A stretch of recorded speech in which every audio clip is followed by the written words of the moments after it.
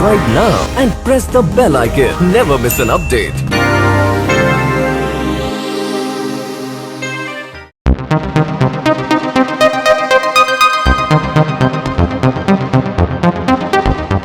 सबको नमस्कार। कल 20 तारीख है और केंद्र सरकार के दिशा निर्देशों के अनुसार कल से उन क्षेत्रों में जहाँ पे कोरोना का असर कम है या कोरोना नहीं है, वहाँ पे लॉकडाउन के शर्तों में थोड़ी ढील दी जा सकती है। तो हम सब लोगों को बैठ के ये सोचना है कि कल से क्या ढील दी जानी चाहिए और अगर ढील दी जानी चाहिए तो कितनी ढील दी जानी चाहिए। केंद्र सरकार का कहना है कि जो हॉटस्पॉट्स हैं और जो कंटेनमेंट जोन्स हैं उनमें ढील फ़िलहाल नहीं दी जानी चाहिए, क्योंकि वहाँ पे स्थितियाँ ख़राब हैं और अपने को कंट्रोल करने की ज़रूरत है। दिल्ली में 11 ज़िले हैं। दिल्ली के 11 ज़िले हॉटस्पॉट डिक्लेयर किए गए हैं। तो केंद्र सरकार के मुताबिक तो सभी कंटेनमेंट जोन्स में ढील नहीं दी जा सकती। हमने दिल्ली सरकार में अपनी भी असेसमेंट की। पिछले कुछ दिनों में मैंने कई एक्सपर्ट्स से बात की, लोगों से बात की, और उन सारी चर्चाओं का जो नतीजा निकला वो मैं आपके सामने रखना चाहता हूँ। पिछले कुछ दिनों से दिल्ली में कोरोना के केसेस में बढ़ोतरी होनी शुरू हुई है। हमने टेस्ट भी ज़्यादा करने चालू किए हैं। पिछले कुछ दिनों में हमने काफ़ी टेस्ट किए हैं दिल्ली के अंदर, और कोरोना के केसेस में बढ़ोतरी भी चालू हुई है। कल हमारे पास 736 केसेस के टेस्ट की रिपोर्ट आई। उन 736 में से 186 कोरोना के मरीज़ निकले, यानी कि 25% लोग कोरोना के मरीज़ निकले। 186 तो काफ़ी ज़्यादा है। ये 186 के 186 सभी एसिम्प्टोमेटिक हैं। इनमें किसी में भी सिम्टम्स नहीं है। किसी को बुखार नहीं है, किसी को खांसी नहीं है, किसी को सांस की शिकायत नहीं थी। उनको पता ही नहीं था कि उनको कोरोना है। उनको पता ही नहीं था कि वो कोरोना लेके घूम रहे हैं इधर उधर। ये और भी ख़तरनाक बात है कि कोरोना फैल चुका है। बहुत सारे लोग कोरोना लेके घूम रहे हैं, और ये बीमारी ऐसी है कि किसी को पता भी नहीं चलता कि मुझे बीमारी हो गई है। कई बार सिम्टम्स नहीं आते, बीमारी हो जाती है। किसी आदमी का इम्यून सिस्टम स्ट्रॉन्ग है और वो घूमता रहता है, और पता नहीं कितने लोगों को कर देता है। तो ये 186 लोग अपनी अपनी ज़िंदगी में घूम रहे थे। इनमें एक व्यक्ति से जब हमने बात की, उसने बताया जी मैं फलाने फूड सेंटर में, हम लोगों को खाना बांटते हैं ना, दिल्ली सरकार लोगों को खाना बांटती है, पका हुआ खाना रोज़ देते हैं हम, लंच और डिनर।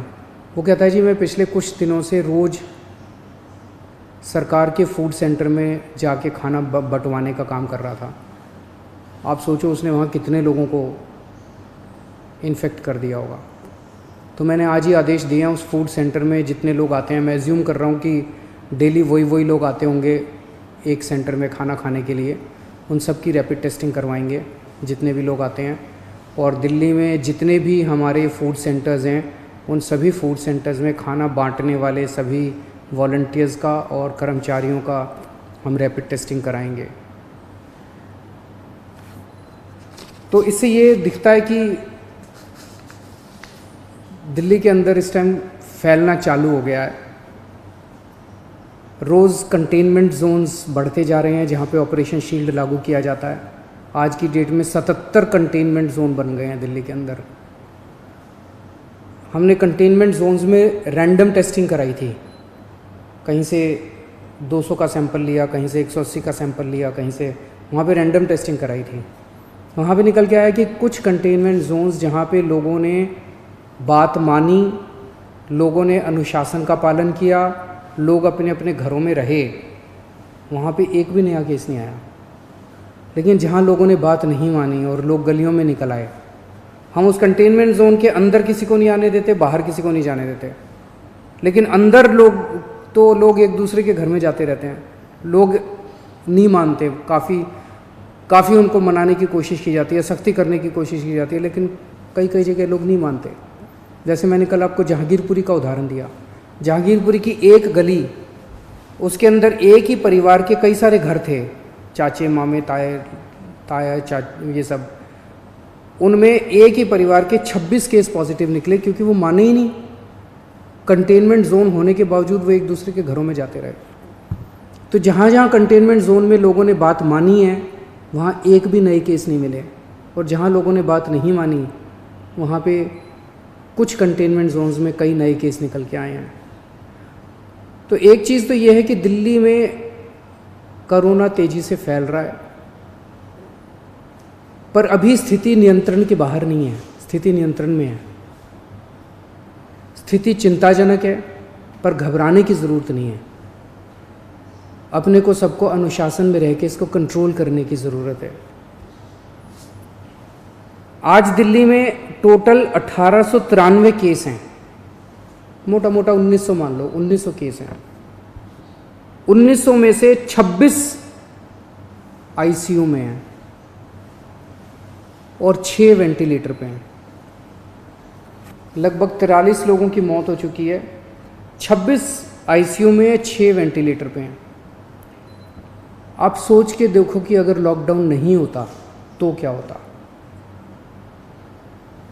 दूसरे देशों का जो हाल है, भगवान ना करे अगर ऐसा अपने देश में होता, अगर लॉकडाउन ना होता, मान लो 3000 लोगों को आईसीयू की ज़रूरत पड़ जाती, मान लो 2-2.5 हज़ार लोगों को वेंटिलेटर की ज़रूरत पड़ जाती है, और ज़्यादा लोगों को।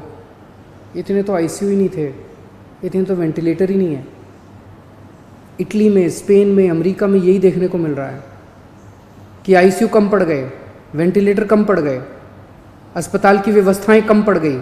सड़कों के ऊपर, अस्पताल के बाहर लोग पड़े हुए हैं जिनको इलाज नहीं मिल पा रहा। अगर लॉकडाउन नहीं होता तो स्थिति ऐसी हो सकती थी। लॉकडाउन की वजह से केसेस कम हैं फिलहाल। आज